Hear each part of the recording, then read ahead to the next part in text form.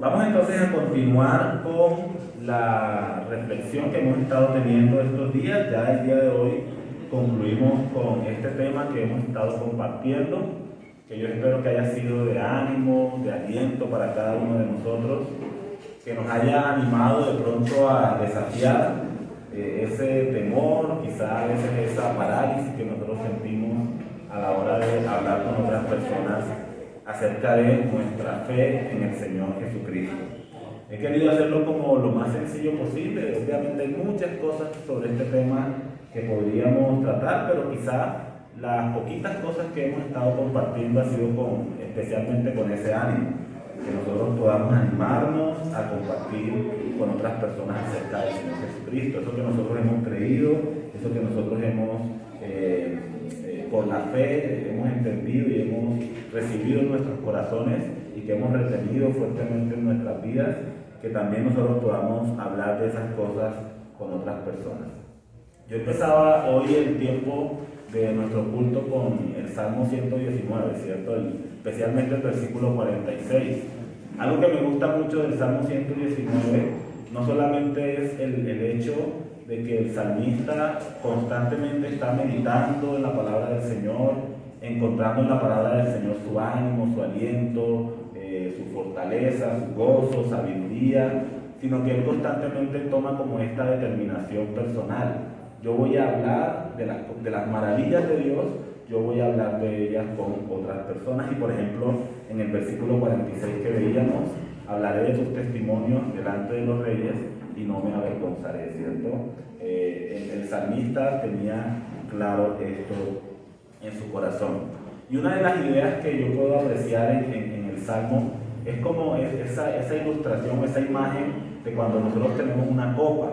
Y cuando nosotros tenemos esa copa y empezamos a llenarla de, en este caso digamos, jugo, vino, o lo que sea, cuando nosotros la empezamos a llenar, ¿cierto? Y esa copa empieza como a llenarse de ese líquido, va a llegar a un punto en que si nosotros seguimos derramando de eso sobre ella, ese líquido va a rebosar, ¿cierto? Hasta el punto que se derrama y se riega por toda la mesa.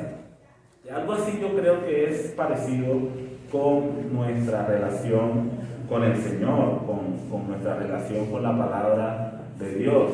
Cuando nosotros estamos llenos, ¿cierto?, de la palabra, llenos incluso a rebosar, cuando nuestras vidas están siendo constantemente llenas de la palabra de Dios, como que algo natural que nosotros vamos a experimentar es esa ¿cómo se diría?, rebosamiento de esa copa, ¿cierto?, que se va a derramar y va a llenar todo lo que está alrededor.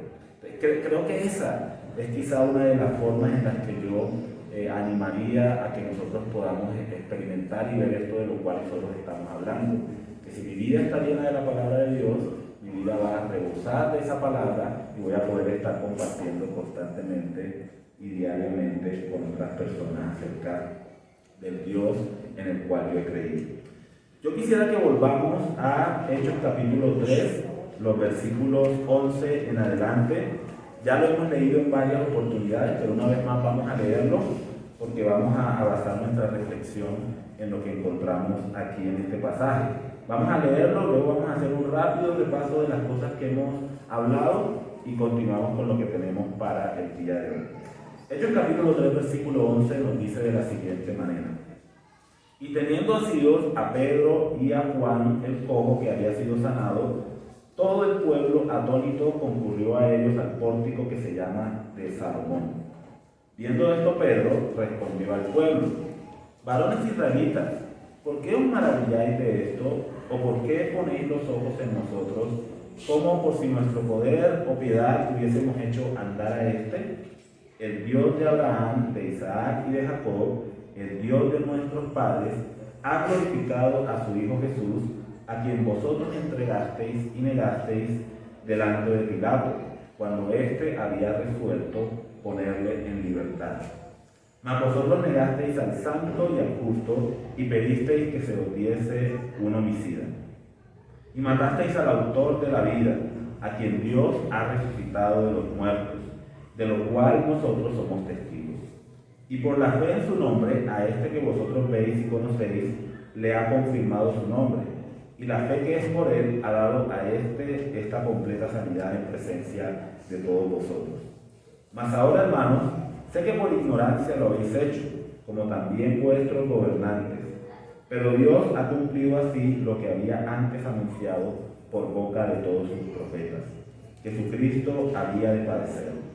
Así que arrepentíos y convertíos para que sean borrados vuestros pecados, para que vengan de la presencia del Señor tiempos de refrigerio.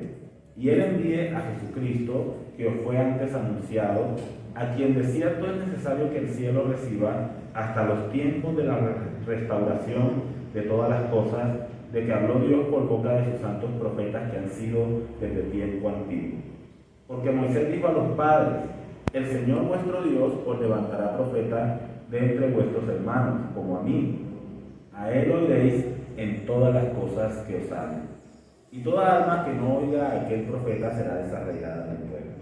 Y todos los profetas, desde Samuel en adelante, cuantos han hablado, también han anunciado estos días.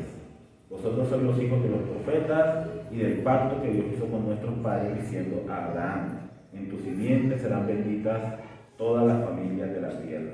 A vosotros, primeramente, Dios, habiendo levantado a su Hijo, lo envió para que os bendijese, a fin de que cada uno se convierta de su maldad. Muchas gracias. Ya vamos a volver al texto. Entonces, haciendo un breve y rápido repaso, hemos dicho que el testimonio personal, el testimonio de una vida transformada por el Señor, es una buena herramienta para compartir nuestra fe con otras personas. No es total, no es suficiente, es decir, es una buena herramienta, pero recuerden que también tenemos que llevar a las personas a la palabra del Señor. Nuestro testimonio muestra que ha ocurrido un cambio en nuestras vidas, pero luego tenemos que compartir con las personas a qué se debe ese cambio, ¿cierto? Y tiene que ver con lo que Dios ha hecho en nosotros por medio de su palabra.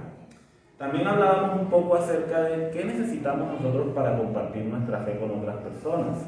A veces pensamos que tenemos que ser teólogos, me refiero con el término a tener un título formal para nosotros poder compartir nuestra fe, o a veces pensamos que necesitamos una gran personalidad para nosotros poder hacerlo, pero realmente, mis hermanos, todos nosotros hemos sido capacitados por Dios para compartir nuestra fe de una forma sencilla, pero hemos sido capacitados por Dios para compartir nuestra fe.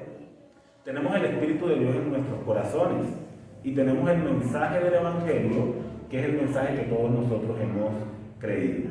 Si nosotros hemos entendido el mensaje de salvación y lo hemos creído, y si estamos aquí es porque así ha sucedido, entonces nosotros ya tenemos algún conocimiento básico, por lo menos, en relación con aquello que nosotros podemos transmitir a otras personas. ¿Cómo usted llegó a conocer al Señor Jesucristo? ¿Qué fue lo que Dios le enseñó? ¿Cómo usted llegó a comprender las verdades de la palabra de Dios que lo llevaron finalmente a poner su confianza en el Señor? Esas son las cosas que nosotros tenemos que comunicar con otras personas. Luego hablamos también un poquito acerca de la parábola del sembrador y vimos que había 3 terrenos malos en los cuales la palabra era puesta o era sembrada y que esa palabra no daba el fruto. Muchas gracias. Y que esa palabra no daba el fruto que el Señor quería. Dijimos que la tierra junto al camino son aquellos que oyen la palabra, ¿cierto? Pero es un terreno endurecido donde la palabra no penetra, y finalmente viene el maligno, viene Satanás y roba la palabra que fue puesta en las mentes y en los corazones de las personas. Luego tenemos la palabra que aparece entre pedregales, que es esas personas que dicen las Escrituras que como no tienen una raíz profunda, la palabra no hace una raíz profunda en ellos, entonces estas personas cuando vienen las dificultades rápidamente se alejan o la palabra que fue sembrada en ellos rápidamente es quitada o se seca, no rinde fruto. También veíamos los espinos, que son aquellas personas que también parece que por un tiempo reciben la palabra con gozo, pero están más interesados en los afanes de este mundo. Las preocupaciones de la vida, de las cosas materiales y demás, hacen que quiten su mirada de la palabra de Dios y la palabra tampoco rinde fruto en sus corazones. Pero decíamos también que hay una buena tierra, y esa tierra es la tierra en la que cuando cae la semilla, Esa semilla profundiza su raíz, ¿cierto? Y esa semilla da fruto en abundancia para la gloria y la honra del Señor. Y decíamos entonces, ¿qué es la buena tierra? Y veíamos que el Señor Jesucristo utilizaba 3 palabras para describir lo que era la buena tierra. Él decía, son los que oyen y entienden el mensaje, ¿cierto? Pero también son los que oyen y lo reciben. Y finalmente son los que oyen y retienen la palabra sembrada. Estos tres términos nos describen, según la parábola del sembrador, que se cuenta en los 3 evangelios, nos describen lo que es para el Señor Jesucristo la buena tierra. Habla de una comprensión, habla de recibir ese mensaje que tiene que ver con abrazarlo, ¿cierto? Tomarlo como algo que tiene que ver con mi vida y finalmente retenerlo. Es decir, ese mensaje es para mí, es algo valioso que yo voy a sostener y que no voy a permitir que me sea arrebatado. Entonces la buena tierra son los que entienden, los que reciben y los que retienen el mensaje de la palabra del Señor. Y finalmente resumíamos esto con una frase del libro Buena Tierra que dice, nuestra meta cuando nosotros compartimos nuestra fe, y en eso era lo que principalmente nos basábamos el domingo pasado, nuestra meta es que las personas entiendan claramente lo que nosotros estamos comunicando, que reciban genuinamente y finalmente que retengan con firmeza el Evangelio. Ahora, ¿cuál es nuestro papel y cuál es el papel de Dios dentro de este proceso? Solamente Dios puede convencer el corazón de las personas y solamente Dios puede hacer que esa semilla germine y solamente Dios puede dar el crecimiento a esa semilla. Pero nuestro papel, nuestra labor dentro de este proceso es comunicar con claridad las verdades de la palabra de Dios con la esperanza de que las personas puedan entender, recibir y retener el mensaje del Evangelio que nosotros estamos comunicando. Y decíamos que había muchas formas en las que esto se podría realizar. Sin embargo, animábamos a que lo hiciéramos en el contexto de una relación, ¿cierto? Decíamos que siempre que pensamos en evangelismo, estamos pensando en los escenarios más difíciles. Estamos pensando en cuando me encuentro con una persona en la calle que no conozco y tengo que romper el hielo para hablar con esa persona.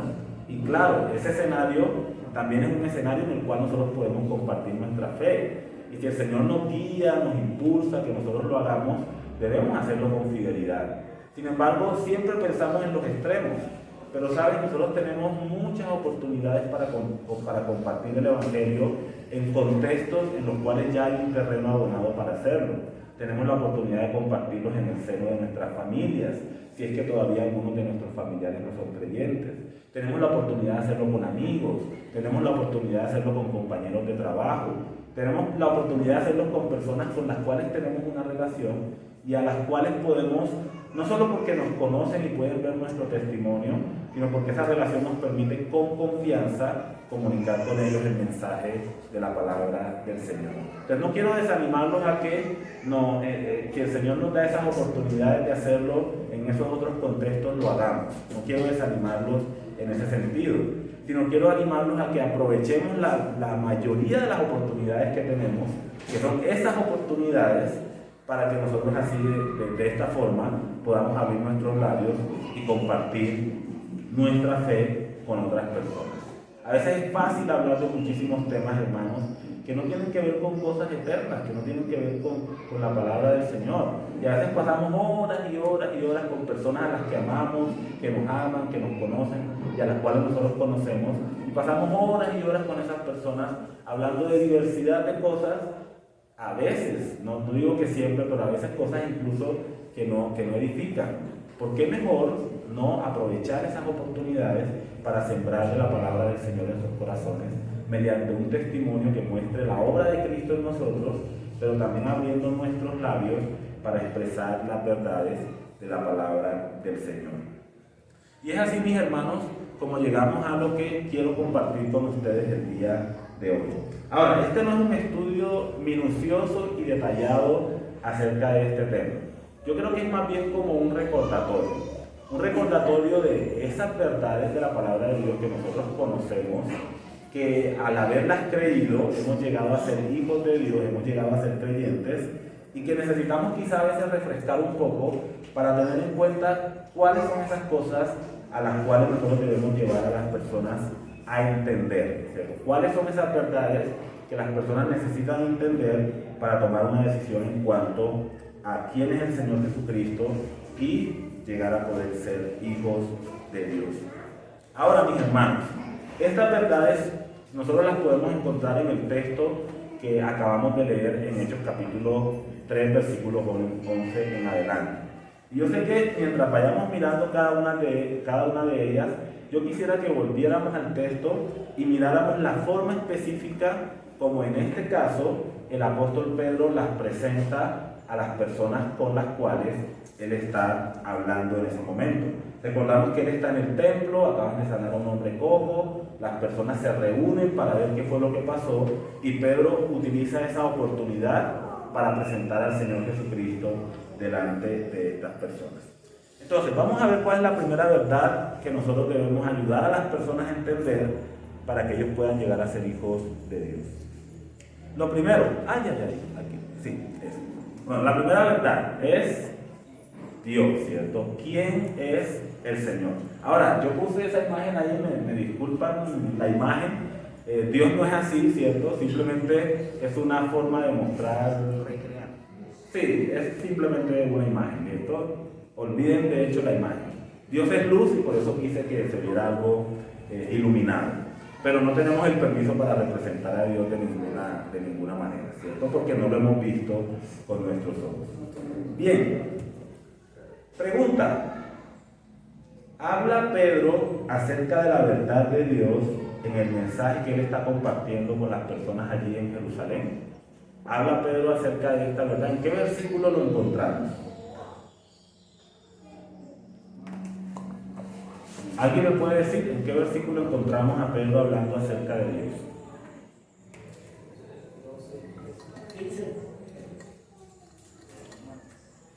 Versículo, ¿quién dijo? Versículos 12 y 13, ¿cierto? Pero más específicamente lo identificamos en el versículo 13. Pedro, hablando con los judíos en este contexto, les recuerda quién es el Señor, ¿cierto? Ellos tienen un buen conocimiento acerca de quién es Dios, pero Pedro acude nuevamente en su presentación, los lleva primeramente a reflexionar acerca de quién es Dios. Y bueno, Pedro aquí en este mensaje, él comparte algunas cositas acerca de él. Primero dice que Dios es el Dios de Abraham, Dios es el Dios de Isaac y Dios es el Dios de Jacob, lo cual inmediatamente conecta a las personas con la historia del Antiguo Testamento que ellos conocen bastante bien. Ahora, yo creo que cuando nosotros compartimos el Evangelio, una de las cosas que necesitamos ayudar a las personas a entender es quién es el Dios de la Biblia. Porque la gente tiene muchos conceptos acerca de quién o qué es Dios para ellos. Por ejemplo, hay personas que piensan que Dios es una fuerza, hay personas que piensan que Dios es el universo, hay personas que creen que todo lo que existe es Dios.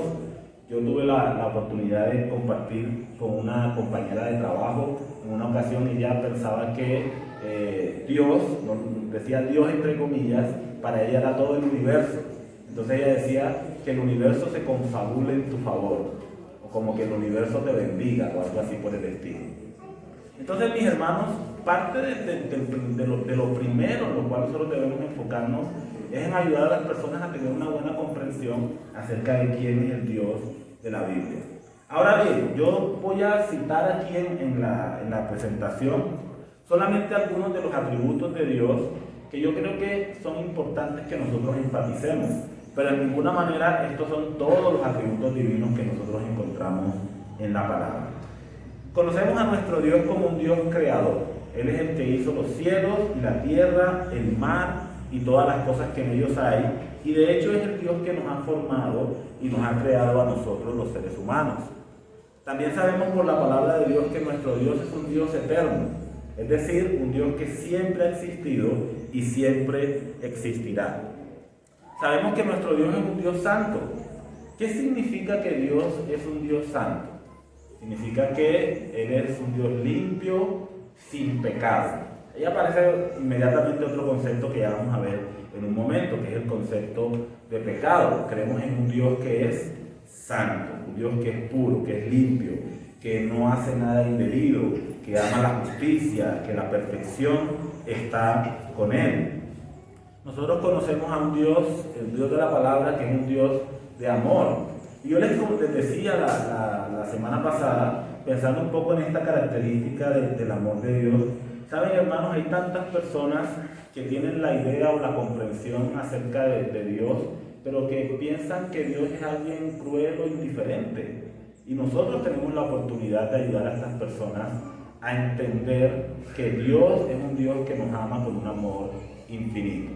Tenemos la oportunidad de hacerlo y creo que todos nosotros conocemos pasajes de las Escrituras que nos pueden ayudar a presentar a nuestro Dios como un Dios que ama. Tal vez usted está conversando con una persona, tomándose un cafecito o una conversación casual, y quizás esa persona le comparte: mira, ¿sabes? Yo toda mi vida me crié muy solo, yo nunca tuve un papá, yo nunca tuve la figura de un papá, y es una persona que ha tenido como muchas carencias en su corazón. ¿Saben? Quizás es una oportunidad para reafirmar la verdad de que Dios es un Dios lleno de amor y de gracia. Y todos sabemos la magnitud de ese amor infinito que Dios nos ha manifestado. Pero otro atributo de Dios que también nosotros debemos recordar y resaltar es el aspecto de la justicia. Si bien Dios es un Dios de amor, Dios también es un Dios de justicia. Él no se siente agradado por el pecado, no se satisface en las cosas malas, y por eso Él no puede tener una relación con nada que sea pecaminoso. También otra verdad, nuestro Dios es un Dios todopoderoso. Y por último, hay un punto suspensivo, ¿cierto? Cada verdad acerca del carácter de Dios tiene que ser aplicada de acuerdo a la situación que nosotros estamos, con la cual nosotros estamos lidiando en ese momento.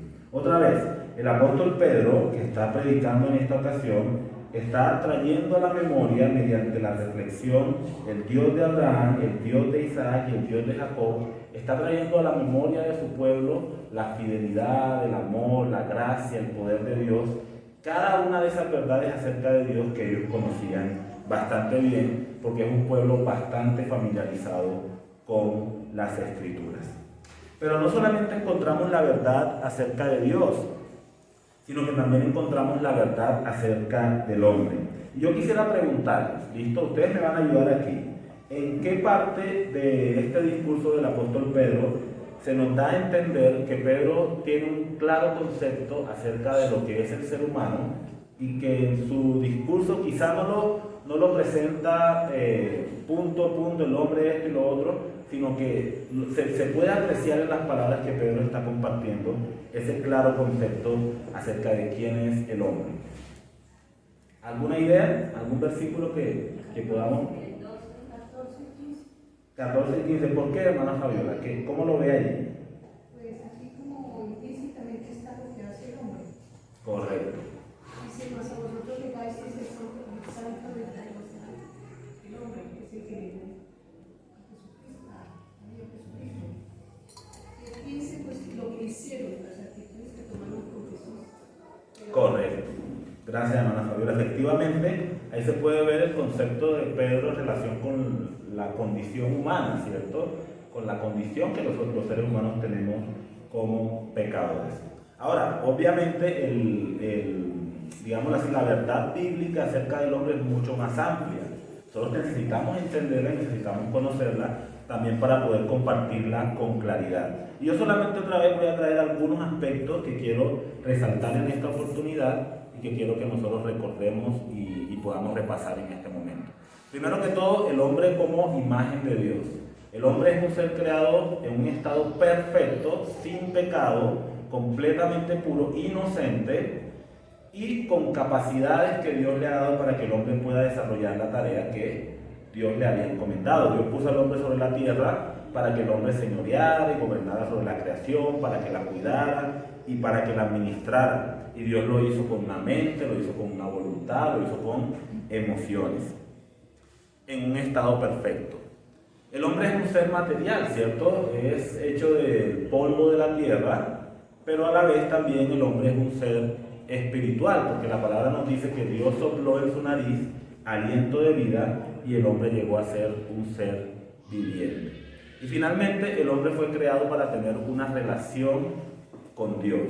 Bueno, una relación en diferentes niveles, con otros seres humanos, con la creación, pero principalmente con su creador. Y Dios quiere restaurar eso, ¿cierto? Entonces por eso es importante que nosotros entendamos que el hombre fue creado para tener una relación con Dios. ¿De dónde vienen todos los problemas que los seres humanos tenemos en el tiempo presente? Precisamente de que esa relación ha sido rota por causa del otro concepto que vamos a ver a continuación. Y lo que Dios quiere es poder restaurar esa relación que se había perdido por causa de la desobediencia. Muy bien, vamos a mirar y vamos a avanzar al siguiente concepto, que es el concepto de el pecado. Y bueno, creo que ya con lo que mencionaba mi hermana Fabiola hace un momento, ya lo pudimos identificar un poco aquí en el texto. Sin embargo, encontramos algún otro versículo dentro de este pasaje que nos muestre que Pedro estaba comunicando esta verdad a las personas que le escuchaban allí en Jerusalén. ¿Qué versículo podría ser? ¿Qué dice el 19? Así que arrepentidos y convertidos para que sean borrados vuestros pecados, ¿cierto? Entonces Pedro está hablando también acerca de la idea de pecado. Esta cultura, mis hermanos, es una cultura que está bastante familiarizada con este concepto. Nosotros en el tiempo de hoy, especialmente en nuestro tiempo, estamos creciendo en medio de una generación que parece que ya no sabe ni siquiera lo que es pecado, ¿cierto? Y nosotros necesitamos volver a la palabra de Dios para enseñarlo con claridad a las personas con las cuales compartimos. Necesitan tener un conocimiento correcto de qué es el pecado, porque de otra manera, ¿cómo pueden arrepentirse de algo que no conocen y que no entienden, verdad? Entonces, pensemos por un momento en el pecado. ¿Qué es lo que la Biblia llama pecado? La palabra de Dios llama pecado a todo aquello que va contra el carácter de Dios, contra su santidad, contra su justicia, contra su amor, contra su perfección. Todo aquello que va contra el carácter de Dios, la Biblia lo llama pecado. Ahora, podríamos dar una lista enorme de cuáles son todas esas cosas que van contra el carácter de Dios, ¿cierto? Pero entiendo que estoy hablando con hermanos en Cristo que están familiarizados con cada una de estas cosas, así que no voy a detenerme tanto allí. Pero es todo aquello que va contra el carácter de Dios. Toda violación de quién es Dios, de sus atributos, de sus cualidades, es algo pecaminoso. Pero también es todo aquello que va en contra del diseño de Dios. Es decir, todo aquello que Dios estableció en su creación en el principio. Por dar solamente un ejemplo, el matrimonio es algo que Dios estableció en el principio cuando Dios creó los cielos y la tierra. Entonces, todo aquello que atente contra ese diseño de Dios es pecado. Las fornicaciones, los adulterios, etc. Todo eso atenta contra el diseño de Dios, es algo pecaminoso. Entonces, dos aspectos, el carácter del diseño de Dios y todo lo que va en contra de ellos es pecado. Ahora, en cuanto al pecado, ¿qué pasa? Que es algo que no agrada al Señor, porque Dios, nuestro Dios, es un Dios santo. Pero además, algo que también es real en cuanto al pecado es que todos los seres humanos lo practicamos, ¿cierto? Lo hacemos más bien. Los creyentes ya no practicamos el pecado, ¿cierto? Seguimos siendo pecadores, ¿sí? Pero no nos deleitamos, no lo ejercitamos en nuestra vida, sino que entendemos que al tener una relación con Cristo, el pecado tiene que ser confesado y tenemos que seguir creciendo y madurando en nuestra relación con Él. Pero todos los seres humanos son pecadores. Y saben, mis hermanos, parece ser que esta verdad está siendo olvidada incluso en algunos contextos cristianos. Ayer, casualmente, porque no estaba dentro de mis planes, pero casualmente me llegó un video de YouTube donde escuchaba acerca de un artista muy famoso, muy conocido por todos, que no voy a dar el nombre para no ponerme en este momento a acusar personas aquí en público. Sin embargo, este artista estaba en una entrevista y le hacían algunas preguntas acerca de cosas que la Biblia enseña. Y este hombre decía cosas como, el hombre es innatamente bueno, y daba ejemplos acerca de eso. supone que es un artista cristiano que por muchos años con su música ha bendecido a los creyentes y demás. Pero él decía, el hombre es un ser bueno.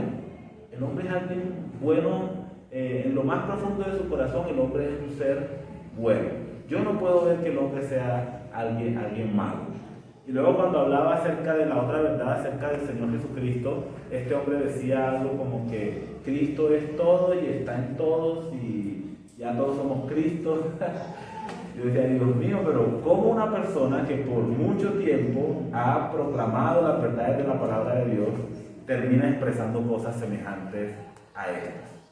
Entonces, nosotros necesitamos tener estos conceptos claros porque en nuestras conversaciones necesitamos comunicar estas cosas con claridad a las personas. ¿Qué tal usted está hablando con alguien, un amigo, un conocido, y le dice, ¿sabes qué? Yo soy una buena persona. Yo toda mi vida he hecho lo correcto. Yo no he matado a nadie, algunos hasta dicen, yo no fumo, yo no bebo, pero yo no he matado a nadie, ¿cierto? Yo soy una buena persona. ¿Cómo nosotros podemos sembrar en el corazón de esa persona que se autopercibe como alguien bueno la verdad de la palabra de Dios? ¿Cómo nosotros podemos desafiar esa concepción que esa persona tiene, que quizá ha desarrollado por mucho tiempo y que tiene como una convicción personal fuerte y arraigada en su vida? ¿Cómo nosotros podemos desafiarla para ayudar a esa persona a comprender mejor el plan de Dios y la palabra de Dios? Recordándole lo que la Biblia dice con respecto al pecado, ¿cierto? Necesitamos desafiar esa mentalidad enseñando la palabra del Señor. Y allí podemos usar diferentes textos de la palabra. La Biblia dice que todos han pecado, la Biblia dice que la paga del pecado es muerte. Bueno, hay diferentes textos a los cuales nosotros podemos acudir para reafirmar esas verdades de la palabra del Señor. Algo más en cuanto al pecado, y que es importante que nosotros también tengamos en cuenta, es que el pecado tiene que ser castigado. Un Dios santo, un Dios justo, no puede simplemente ignorar el pecado de los seres humanos. Ese pecado tiene que ser traído delante de Dios para ser juzgado. Ahora, si esto es verdad, todos los seres humanos deberíamos sufrir y experimentar ese castigo por causa de nuestros pecados. Y finalmente, la consecuencia más terrible del pecado, que es la muerte. Pero vamos a mirar un poquito más de esas características aquí en la siguiente verdad que debemos compartir. Ahora, la misma pregunta. ¿Identificamos de alguna manera que el apóstol Pedro tiene presente esta verdad acerca de la muerte mientras él está compartiendo del Señor Jesucristo con esta multitud? Lo podemos ver quizá en algún texto, en alguno de los versículos. ¿Cuál, hermano Diomer? 15. ¿Y por qué, hermano Diomer? Si mataste al autor de la vida, a quien Dios registraba los muertos, de los cuales nosotros pues, somos testigos. Ok, pues ahí se está refiriendo especialmente a la muerte de Jesús, pero lo estoy pensando más que todo como en la muerte como una condición del ser humano. Sí, lo podemos ver quizá en alguna de esas formas. Bueno, quizá lo siguiente nos ayude a identificarlo un poco mejor. Recordemos que la muerte es separación, ¿cierto? Es que cuando el ser humano pecó allí en el jardín del Edén, lo que se produjo fue una ruptura entre Dios y el ser humano. Ahora, esa ruptura, esa separación, se ve manifestada en varias formas. En un sentido espiritual, porque la comunión perfecta que el hombre tenía con su Creador fue rota, ¿cierto? Se quebrantó allí en el jardín del Edén. Luego tenemos la muerte física, que es la consecuencia física del pecado. Y finalmente tenemos la muerte eterna, que se refiere al castigo eterno, la separación de Dios por toda una eternidad en un lugar de tormento que es el infierno. Ahora, teniendo en cuenta esos aspectos acerca de la muerte, de esa separación entre Dios y los hombres por causa del pecado, ¿podemos nosotros identificar algo de eso aquí en el texto? Que Pedro tiene ese pensamiento en mente mientras habla, hermana Clarita. El 23 dice, y toda alma que no oiga a aquel profeta será desarraigada del pueblo. Ok, sí, yo creo que ahí se puede ver reflejado lo que Pedro está hablando acerca de esa separación. Porque finalmente esto, especialmente en el contexto del pueblo de Israel, tiene que ver con algo que se había dicho en el Antiguo Testamento acerca de la fe que el pueblo de Israel tenía que depositar en aquel que iba a venir, y que si no se hacía de esa forma, esa persona sería evidentemente excluida de las bendiciones del pueblo de Dios. Sí, pero entonces ahí yo creo que podemos ver el concepto muy bien de la muerte que se está mencionando aquí en esta parte. Muchas gracias, hermana Clarita. ¿Diana levantó la mano? El codo, solamente el codo. Muy bien. Listo. Sigamos avanzando rápidamente, porque otra vez, insisto, esto es un repaso. Solo quiero que recordemos un poco de estas verdades y que las tengamos presentes para compartir nuestra fe en nuestras conversaciones diarias. Bien, otra verdad, y esta verdad es supremamente importante, todas lo son, pero es aquí cuando llegamos a ese punto del plan de Dios mediante el cual Él permite que todas esas cosas que hemos visto en relación con el pecado y la muerte puedan ser revertidas por su poder. Ahora, en cuanto a la verdad acerca de Cristo, ¿quién es el Señor Jesucristo? ¿Y por qué es tan importante la persona de Cristo en la historia bíblica? Ahora, yo creo que ahí sobraría, bueno, no sé si sobra, pero quizás sí, preguntarles cómo se ve esa verdad acerca de Cristo en el discurso del apóstol Pedro, porque creo que es de lo que él más habla y lo que más resalta en su mensaje, ¿cierto? Y ahí encontramos varios versículos, el versículo 13, el versículo 14, el versículo 15. Por ejemplo, aquí el apóstol Pedro en su mensaje habla de cómo el Hijo de Dios ha sido glorificado, habla acerca de que Él es santo, habla de que Él es justo, dice que Él es el autor de la vida, dice que Él ha sido el que ha levantado al cojo de la condición en la que este hombre se encontraba, habló de sus padecimientos, habló de su resurrección, habló de que Él está sentado a la diestra del Padre, que un día volverá. Es quizá las verdades que más resalta el apóstol Pedro en este mensaje, es la verdad acerca del Señor Jesucristo. Y es también, habiendo ayudado a las personas a comprender estas otras cosas que hemos mencionado, es también la verdad de Cristo algo que nosotros debemos resaltar. Entonces, solamente por mencionar otra vez, no podemos hacer un estudio detallado acerca del Señor Jesucristo, solo por mencionar algunas de sus cualidades o de las verdades bíblicas acerca de Él. Jesucristo es el Hijo de Dios.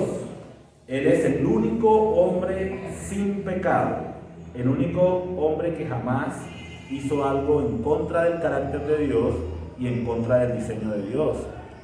También Jesucristo es mediador, es la única forma en la que la relación entre Dios y los seres humanos puede ser restaurada.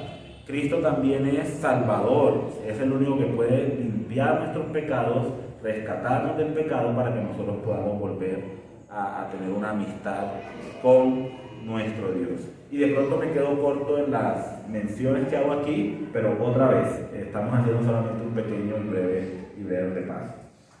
Ahora, otra verdad importante aquí es la verdad acerca de la cruz, ¿cierto? Que está muy relacionada obviamente con la persona del Señor Jesucristo. ¿Se ve reflejado el mensaje de la cruz en las palabras del apóstol Pedro? ¿Sí? ¿En dónde? ¿En cuál? En el versículo 13.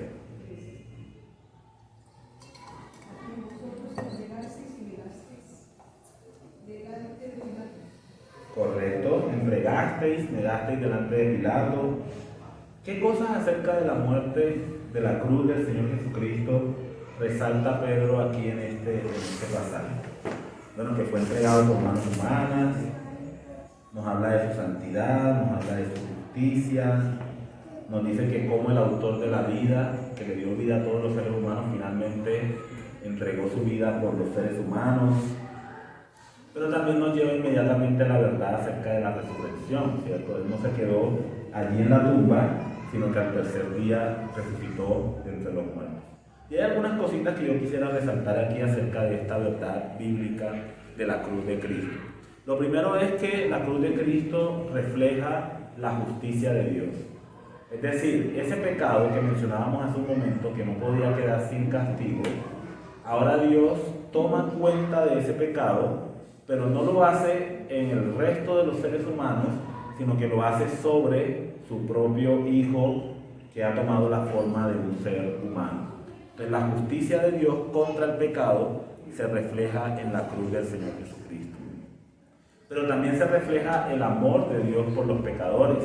Es decir, Dios pudo haber castigado a los seres humanos por su propio pecado, pero escogió entregar a su Hijo en lugar de los seres humanos, para que de esa manera todos los seres humanos pudieran ser salvados y rescatados del pecado. Y ahí tenemos, por ejemplo, Juan capítulo 3, versículo 16, donde la palabra de Dios nos dice: porque de tal manera amó Dios al mundo, que ha entregado a su Hijo unigénito.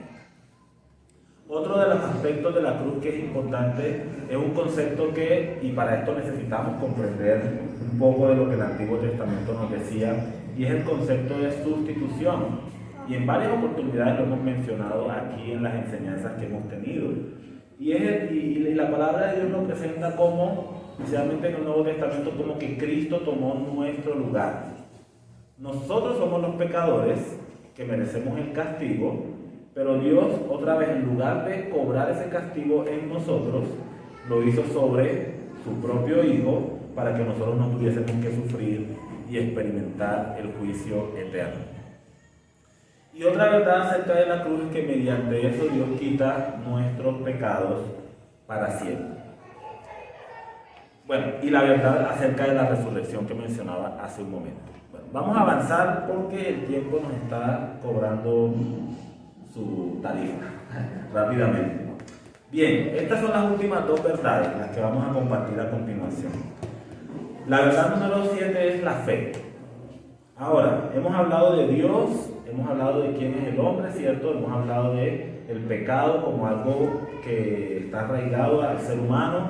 Hemos hablado acerca de la muerte como consecuencia del pecado, que Cristo vino para rescatarnos, ¿cierto? Que Él es Dios en forma humana. Bueno, tantas verdades. Y finalmente su muerte en la cruz. Ahora, ¿cómo las personas llegan a asimilar o a recibir estos beneficios de Cristo y de su muerte en la cruz? Entendemos que es mediante la fe. Ahora, aquí hay varias cosas que nosotros necesitamos comprender en cuanto a la fe, o que necesitamos más bien comunicar. Primero, que la fe, llegamos a tener una relación con Cristo o con Dios, no mediante obras, ¿cierto? Esa restauración de nuestra relación con Dios no se puede producir mediante nuestras buenas acciones. ¿Por qué? Porque todo lo que sale del corazón humano es pecaminoso o de alguna forma está manchado con el pecado. Yo siempre utilizo una comparación para cuando hablo acerca de esto, de por qué las obras nuestras obras como seres humanos no son agradables a Dios. Y es la comparación de ese vasito de agua, ¿cierto? No sé si ustedes ya me han escuchado antes. Si me han escuchado, refrescan la idea. Los que no lo han escuchado lo pueden entender en este momento. Pero digamos este vasito, ¿cierto? Hubiese preferido una jarra, pero este vasito. Este vasito está lleno de agua pura. Agua pura. Agua pura, agua potable, ¿cierto? La muestra de eso es que puedo tomar de ella. No, sí, puedo tomar de ella. Pero supongamos que alguien me dice: tengo mucha sed, ¿me puede ofrecer un poquito de agua?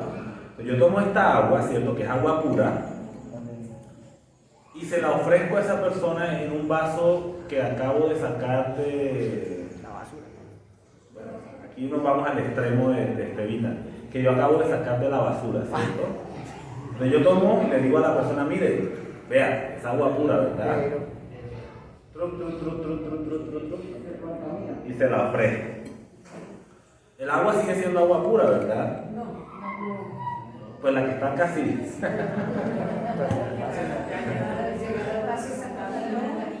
Pero cuando sale de ese vaso, solo tocar el vaso ya, es un agua que está contaminada, ¿cierto? Entonces, esa es la forma en la que las acciones justas, que siguen siendo justas, el amar a otros, el ayudar a los necesitados, el ayudar a una persona con una dificultad, el ser honesto, etc. Todas esas cosas son buenas y son parte de lo que es Dios, de quién es Dios. Sin embargo, cuando nosotros intentamos hacer cosas honestas, amables, buenas, si nuestro corazón todavía no ha sido purificado, si nuestro corazón aún se encuentra manchado por el pecado, el resultado va a ser obras, entre comillas, buenas, pero que son ofrecidas con un corazón contaminado, ¿cierto? Entonces, esa es la razón por la que un hombre simplemente no puede decir, yo voy a hacer cosas para agradar a Dios y Dios va a estar satisfecho con lo que yo hago, porque esas obras brotan de un corazón manchado por el pecado. Entonces, debemos ayudar a las personas a entender que sus obras no le ayudan a restaurar su relación y su amistad con Dios. Debemos ayudar a las personas también a entender que no hay ningún mérito humano, ninguna cosa que el hombre pueda hacer que pueda ayudar a esa persona a ganar puntos con Dios. Es decir, que después de Dios ver, ay, qué sacrificio que este hombre hizo, este hombre es digno de mi amor y es digno de que yo restaure mi relación con él. No existe nada semejante que pueda darnos una restauración de nuestra amistad con Dios. Debemos recordarles también que los seres humanos somos incapaces de salvarnos por nuestros propios esfuerzos y por nuestros propios méritos. Eso va muy conectado con las dos cosas que mencionamos anteriormente. Debemos recordarles que la restauración de nuestra amistad con Dios es y solo puede ser un regalo. Es algo que Dios nos ofrece por amor y a través de lo que Cristo hizo en nuestro favor. Debemos recordarles que la fe, el significado de la fe es confianza. Y aquí es importante esto, mis hermanos, porque ¿cómo es que una persona finalmente llega a esa restauración de su amistad con Dios? Cuando esa persona finalmente puede comprender lo que Dios ha hecho en su favor y decide depositar su confianza en esas verdades de Dios.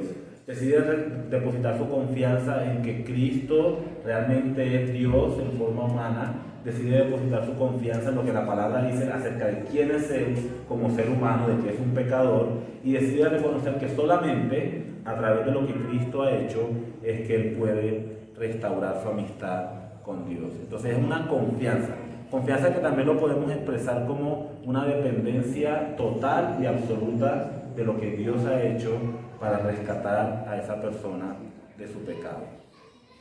Y finalmente el concepto de arrepentimiento, que también está muy ligado a la fe. Básicamente el arrepentimiento significa un cambio de mentalidad. Esa persona siempre ha creído, por un lado puede ser que Dios no existe. Esa persona llega a comprender que Dios es real y los atributos que hemos mencionado. Esa persona puede llegar a creer, por ejemplo, que Él es bueno por sí mismo, pero esa persona cuando es desafiada por la palabra de Dios, llega a la comprensión de que no, Él es un pecador, es alguien que necesita urgentemente ser rescatado de esa condición. Esa persona quizá ha creído siempre que puede llegar al cielo por sus propios esfuerzos, pero finalmente llega a entender la verdad de que solamente lo que Cristo hizo por él es lo que puede rescatarle y restaurar su amistad con Dios. Entonces el arrepentimiento básicamente es un cambio de mentalidad. Es cuando esa persona llega a quitar de su mente estas verdades, estos errores, estas convicciones incorrectas y llega a comprender lo que la palabra de Dios dice realmente acerca de Dios, acerca de Él y acerca de cómo puede restaurar su amistad con el Señor. Y finalmente, mis hermanos, la última verdad, la verdad acerca de la vida. Y esto es finalmente lo que Dios ofrece a todos aquellos que ponen su confianza en el Señor Jesucristo. Nuevamente la pregunta, ¿encontramos de alguna forma representado este concepto en las palabras del apóstol Pedro? ¿Algún versículo que podamos mencionar o resaltar? ¿Cuál? El autor de la vida, que es Jesucristo, que antes fue rechazado, pero ahora debe ser recibido, ¿cierto? por aquellos que están escuchando a Pedro exponer la palabra. ¿Algo más? ¿Alguna frase ahí? Miremos el versículo, miremos el pasaje. ¿Alguna de esas frases de Pedro en su mensaje que nos hable acerca de aquello que recibimos o que Dios nos ofrece a través de una relación con Cristo? 25. ¿Qué dice el 25? Al final, cuando dicen tus simientes serán benditas todas las familias de la tierra.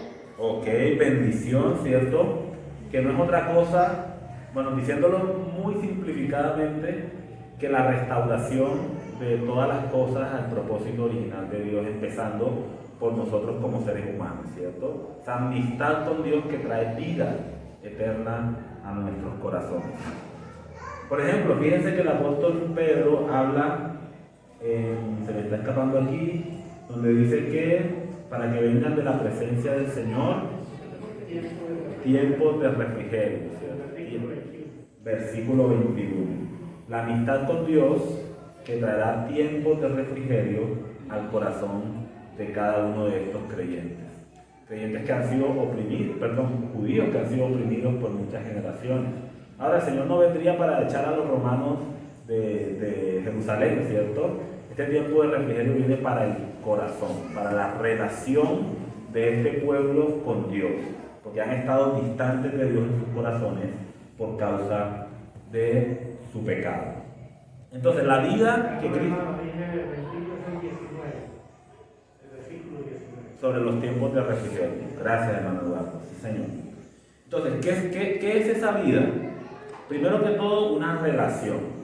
Dice la palabra del Señor, que te conozcan a ti, el único Dios verdadero, y a Jesucristo a quien tú has enviado. Esa es la vida eterna. Una relación de amor con el Padre, con el Hijo y con el Espíritu Santo. Bueno, ¿qué otra? Ahí había hecho mal la diapositiva. ¿Qué otra cosa representa esa vida? Que ahora vamos a ser personas transformadas por el poder del Señor. Así como Él ha transformado nuestra vida, Él quiere transformar completamente la vida de aquellos con los que estamos compartiendo.